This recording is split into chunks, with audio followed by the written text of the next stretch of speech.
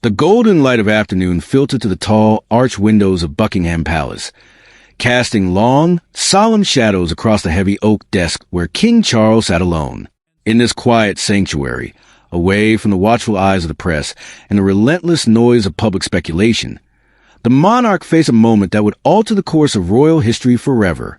His hand hovered over a document bearing the heavy seal of the crown, a sovereign order designed to draw an unbreakable line between family loyalty and institutional duty. The pen touched the page for only a few seconds, but the weight of that action would follow Prince Harry for the rest of his life. Behind closed doors, the king had approved a final directive excluding his younger son from every future state function, official memorial, and diplomatic ceremony conducted in the name of the British monarchy. It was not a warning, nor was it a temporary suspension. It was a father's most devastating decision, executed to the full and absolute authority of a king who believed the survival of the crown outweighed the bonds of blood. Charles read the final paragraph twice, ensuring every word carried the precise legal force needed to withstand future scrutiny. A sovereign order, in its simplest terms, is a formal command issued directly under the monarch's authority, and this particular decree permanently barred Harry from every official event where the institution represented the nation. State banquets, national commemorations, military ceremonies, and even future coronations were now entirely beyond his reach. The senior private secretary waited respectfully across the desk as the king held the pen motionless for a brief moment, then lowered it and signed his name without uttering a single word. The silence in the room became almost unbearable, thick with the realization of what had just been set into motion. Charles slowly removed his glasses, pressed two fingers against his tired eyes, and asked whether the wording left any possible path back for his son. The secretary answered with careful precision, explaining that only another sovereign order could ever reverse it. That detail mattered immensely because the decision no longer rested on fleeting moods, sudden anger, or a temporary disciplinary measure. It had officially become part of the cold machinery of the monarchy, designed to outlast the very emotion that created it. Meanwhile, Prince William received a sealed copy of the document in a separate room down the corridor. The Prince of Wales, holding the title reserved for the direct heir to the throne, did not open the envelope immediately. He stared at the heavy paper, his expression tight, before asking whether his younger brother had already been informed of the development. When the answer returned in the negative, the future king's face hardened into an expression of grim understanding. He knew that Harry was still entirely unaware that his royal future had just changed forever. Across the room, Queen Camilla watched as Charles finally set the pen down, though his hand remained resting heavily on the papers. The Queen Consort understood what the surrounding officials could not bring themselves to admit aloud. The king had chosen to protect the crown by inflicting a deep and permanent wound upon himself. The order drew a brutal, uncompromising line, ensuring that while Harry could remain his son in the privacy of their personal lives, he would never again stand beside the institution during an active state occasion. A trusted courier quickly lifted the sealed packet and departed from the study, carrying a reality that would soon shatter worlds. Thousands of miles away, Harry remained completely oblivious to the storm gathering above him. His phone rested quietly on a table, unmoving, and no warning had reached him yet.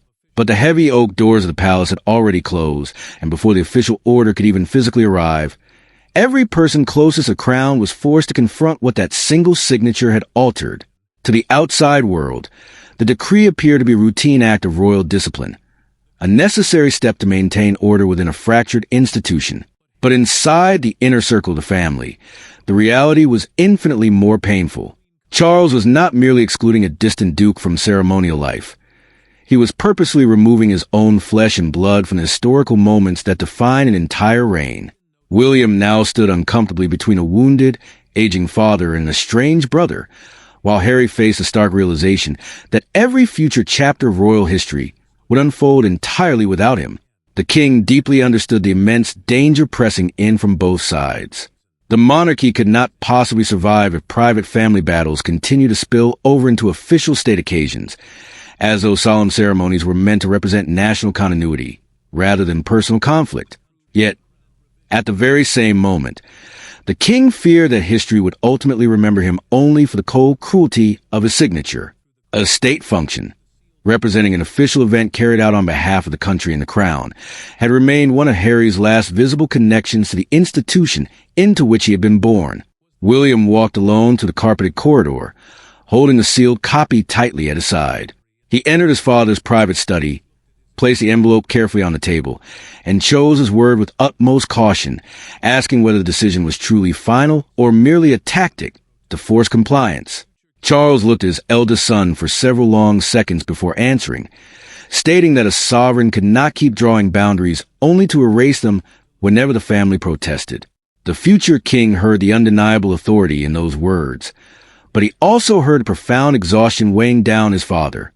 William reminded him that strict discipline and outright abandonment could easily begin to look dangerously similar to the public eye. Charles turned away, knowing full well that his eldest son was not defending Harry's reckless choices, but rather issuing a vital warning that the crown might ultimately win the political argument while permanently losing its own family.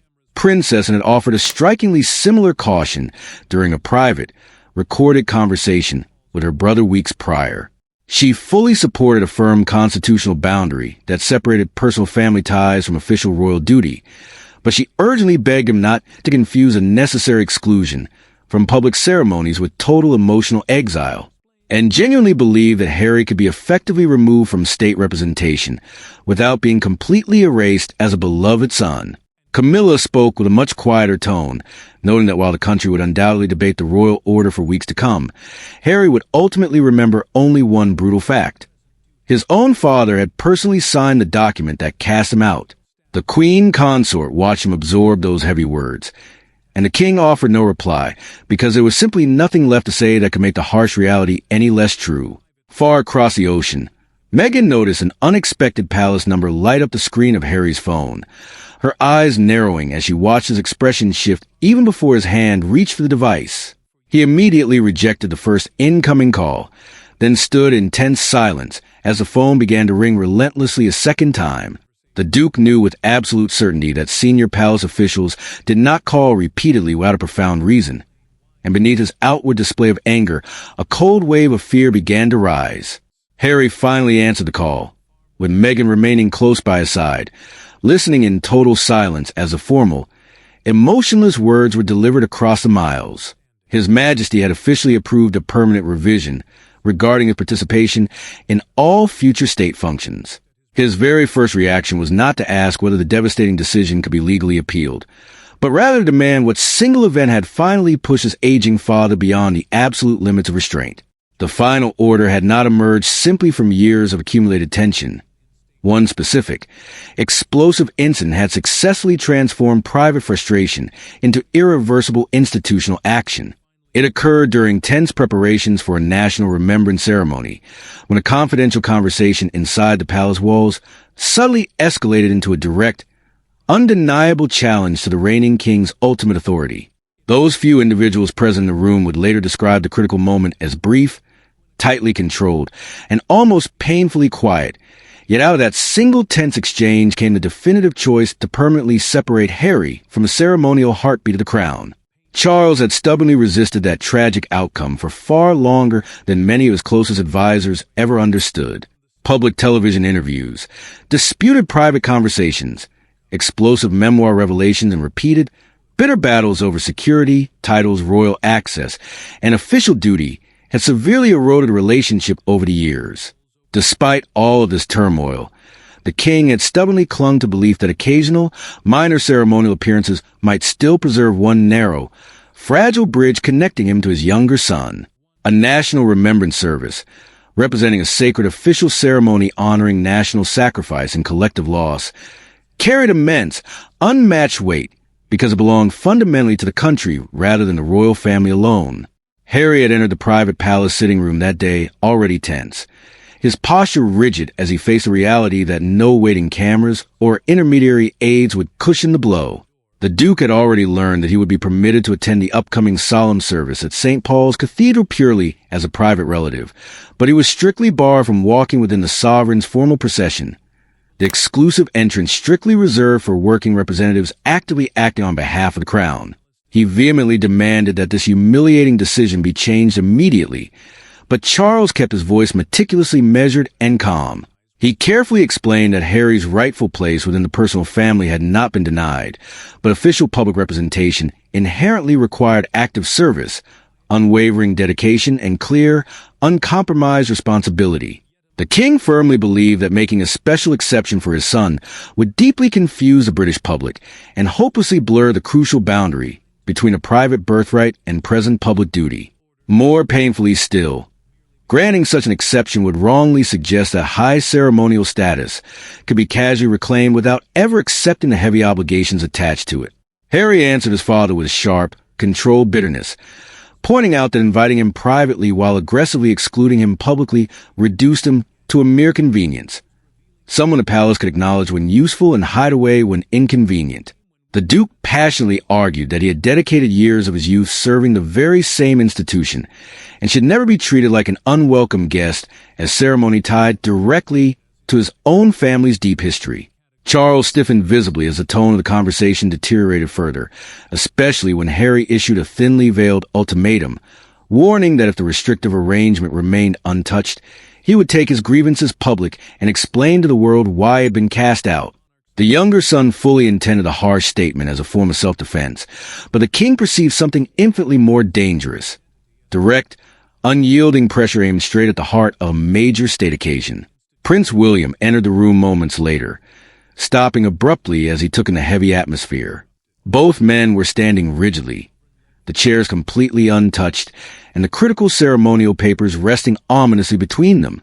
The prince looked intently from his troubled brother to his weary father, but neither man offered a single word of explanation. Harry walked past William, without even saying a word goodbye, the cold silence hardening instantly behind him as the heavy door clicked shut. Following that explosive departure, Charles ordered the disputed papers removed and firmly refused to continue the exhausting discussion. A formal, documented palace account later recorded his decisive, unwavering words.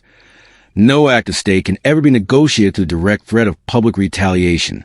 The king immediately instructed his top constitutional advisors, the official legal experts who meticulously guide the monarch on the strict limits and proper use of royal authority, to prepare a permanent, unyielding framework rather than settling for yet another temporary compromise.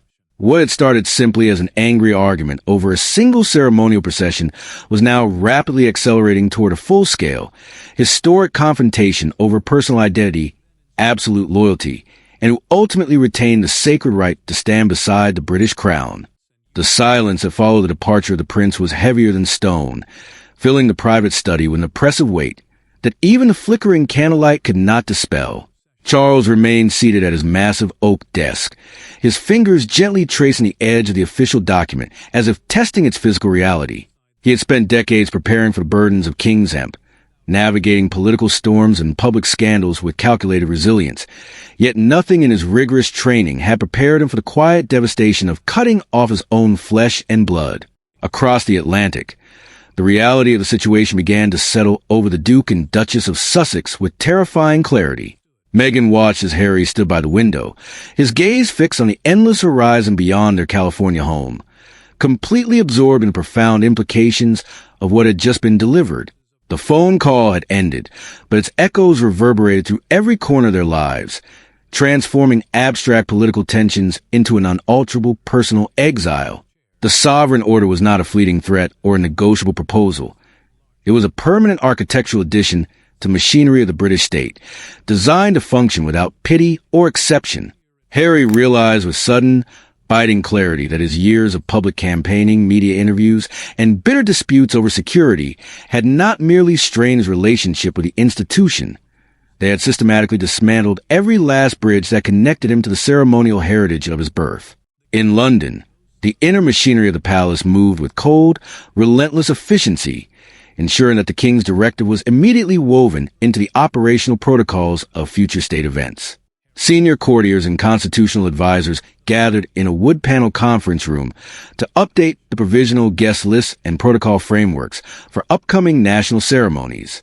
Every category of official gathering, from state banquets honoring foreign dignitaries to solemn national commemorations at Westminster Abbey, was methodically scrubbed of any contingency plans that included the younger prince.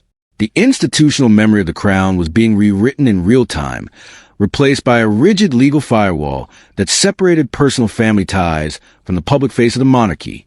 William observed these administrative preparations with a heavy heart, acutely aware that every administrative keystroke brought them one step closer to a point of no return. The Prince of Wales understood the absolute necessity of protecting the crown's dignity, but he also recognized the immense emotional collateral damage left in the wake of his father's signature. He knew better than anyone that the monarchy could not survive if state occasions were constantly hijacked by private family feuds, yet the cold permanence of the exclusion troubled his conscience. During a private evening briefing in his own study, William questioned whether the absolute nature of the ban would ultimately heal the institution or merely deepen the fracture beyond all possible hope of future mending. The private secretary listened respectfully, then reminded the heir that the directive had been crafted with deliberate constitutional foresight, ensuring that while the current reign remained strictly protected, a future sovereign would retain the theoretical authority to reconsider the matter should circumstances dramatically shift. That single clause had been the hardest-fought battle during the drafting process, secured only through quiet, stubborn insistence behind closed doors. Meanwhile, Princess Anne continued her own quiet efforts to mitigate the collateral damage of the decree, reminding key advisors that a constitutional boundary should never be mistaken for a total emotional vacuum. In a measured discussion with senior palace officials, she argued passionately that while state representation required active duty and public accountability, the family must never allow institutional discipline to bleed into outright cruelty. She insisted that personal family gatherings, such as private weddings, intimate birthdays, and final farewells, must remain completely exempt from the sweeping prohibitions of the sovereign order. Her pragmatic intervention managed to preserve a desperately needed sliver of humanity within an otherwise unyielding legal document, drawing a sharp, non-negotiable line between public ceremonial duty and private familial bonds. Yet, despite these internal safeguards, the sheer scope of the restriction weighed heavily on everyone involved. Queen Camilla, observing profound exhaustion etched across her husband's face, wondered aloud if the historical legacy of the reign would be defined by the courage of the signature or the tragedy of the separation. Charles offered no comforting platitudes in response, knowing full well that a king cannot afford the luxury of indulging in public regret once the machinery of the state has been set in motion. The burden of leadership, he reflected silently, often required man to break his own heart in order to preserve the stability of a 1,000-year-old institution. Days passed into weeks, and the initial shockwaves of the royal directive began to ripple quietly through international diplomatic circles, where foreign governments and ambassadors analyzed the subtle protocol changes with intense fascination. To foreign observers, the permanent exclusion of the Duke of Sussex signaled a definitive closing of ranks, a clear message that the British monarchy was aggressively shedding its internal conflicts to project an image of unshakable unity. In California, Harry chose a path of deliberate, calculated restraint that caught his fiercest critics entirely off guard. Despite receiving a barrage of lucrative offers from global television networks and international press outlets eager to broadcast his immediate outrage, the Duke turned every single one of them down. He remembered his final, painful conversation with his brother, and deep down, he recognized that rushing to the microphones would only validate the palace's worst fears, that every interaction with him was ultimately destined to become a weapon in a public relations war. Instead, he channeled his frustration into quiet determination, working alongside Meghan behind closed doors to build independent philanthropic ventures that existed completely outside the orbit of royal patronage. They understood that every headline and every public statement would now be scrutinized through the lens of their permanent institutional separation, making self-control their most vital defense mechanism. Yet, beneath the stoic exterior, the personal toll remained agonizingly real. There were moments, late at night when the California house was completely still, when the absolute finality of the decree would hit Harry with crushing force, reminding him that the doors of his childhood home had been permanently bolted from the inside. He would often sit in absolute silence, staring at the closed drawer where the official notification rested, wrestling with the bitter irony that his desperate attempts to modernize and protect his family had ultimately resulted in his total erasure from the history books of the crown. Meghan remained a steadfast anchor through the turmoil, offering a grounded perspective when emotional weight threatened to overwhelm him. She reminded him gently that his true worth as a husband, a father, and a human being was never truly defined by a palace title or a ceremonial procession, and that true freedom often required letting go of the desperate need for institutional validation. Her unwavering support helped him bridge the gap between blinding anger and measured acceptance, allowing him to face the future without constantly looking backward over his shoulder. Back in London, King Charles continued his relentless round of state duties, his public appearances marked by an unwavering, almost mechanical dedication to the crown, though those closest to him noticed a distinct softening in his private interactions. He increasingly sought out quiet moments of reflection, often walking alone through the sprawling gardens of Windsor Castle, just as the morning mist began to clear from the ancient lawns. During these solitary walks, the monarch often wondered if there was any hidden path back on the precipice, or if the constitutional machinery he had unleashed had permanently locked them all into roles they could never escape. He knew that the crown had successfully won its battle for institutional survival, but as he looked out over the distant horizon, he couldn't shake the haunting feeling that the true cost of that victory was a debt that would take generations to pay. The morning sun broke harshly over the Thames, casting a bright, unforgiving light across the stone facade of government buildings and newspaper stands that now displayed bold, towering headlines announcing the king's final directive. What had begun as a private family disagreement behind closed palace doors had officially transformed into a global public spectacle, dissected by analysts, broadcasters, and royal commentators across every continent. In the high-security study at Windsor Castle, King Charles stood motionless by the window, watching the distant movement of tourists and guards below while waiting for William to arrive. The decision could no longer be reversed, yet the emotional fallout continued to press heavily against his resolve, a silent reminder that absolute institutional authority offered no shelter from personal sorrow. When the heavy wooden doors swung open, the Prince of Wales entered with measured steps, his expression reflecting the heavy burden of a future reign caught between filial loyalty and constitutional reality. Charles turned from a window and asked a question that had lingered in his mind since dawn. Had Harry made any formal move to challenge or publicly retaliate against the order? William answered with cautious honesty, confirming that his brother had chosen a tense, unbroken silence of the moment, refusing to engage with the media despite a flood of lucrative interview requests from global networks. A royal directive, carrying the full weight of the sovereign's authority, had successfully settled Harry's permanent exclusion from all future state functions, but the king recognized that no legal clause could ever silence the grievances of an alienated son. Charles leaned back against the edge of the desk, letting out a long, weary breath as he admitted that true restraint should have guided their actions long before the final signature was ever applied, not merely after the damage had been done. William heard the deep, unmistakable regret in his father's voice, yet he firmly refused to let that regret become another excuse for permanent distance between them. The future king reminded him that while the sovereign order had established a necessary boundary to protect the crown, it must never become institutional permission for the family to abandon every remaining attempt at private reconciliation. Charles ultimately accepted that vital distinction, agreeing that official separation and ceremonial exclusion no longer had to mean total emotional abandonment or complete ban on private family communication. Thousands of miles away across the Atlantic, the physical realization of that final boundary sat quietly inside a locked wooden drawer in California. Harry had chosen not to tear the document apart in blind fury, nor had he allowed himself to draft an immediate, reckless public statement that would satisfy his critics and validate the palace's worst assumptions.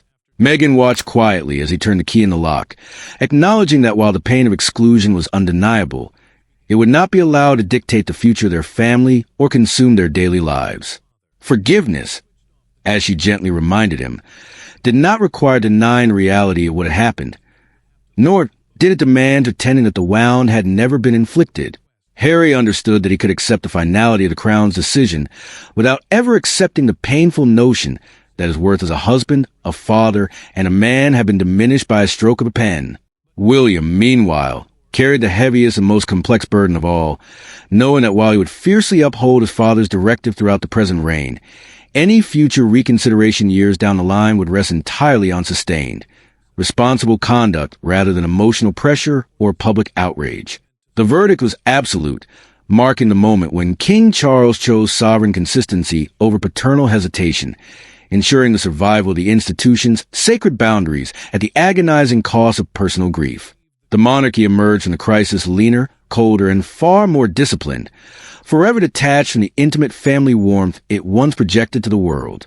Harry remained a prince by blood and a son by birth, but his active chapter in the grand ceremonial history of the British crown had officially closed. What remained was no longer a battle of press releases or constitutional threats, but the much quieter, harder work of figuring out how a fractured family continues to live and breathe after the highest authority in the land has finally spoken.